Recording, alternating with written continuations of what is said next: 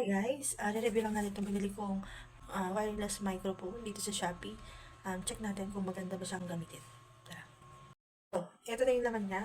Binuksan natin nga itong box ng wireless microphone. Ito na yung laman niya. Ito yung sinasabit dito sa may damit ninyo.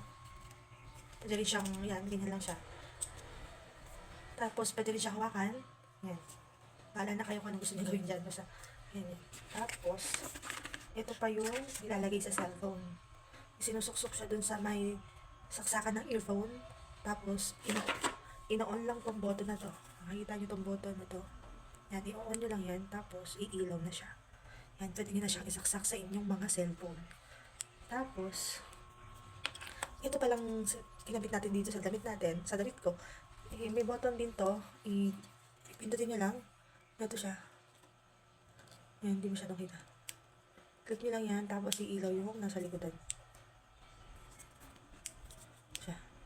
Yan. Pwede na siyang gamitin pag ganyan may ilaw na siya. Tapos, test natin. Ikakabit natin to ngayon dito sa cellphone na gamit natin.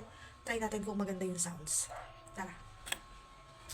So, ito na nga. Ito na yung wireless microphone na binili natin sa Shopee. Titingnan natin kung maganda siya. Pero, piling ko maganda naman talaga siya. Hello.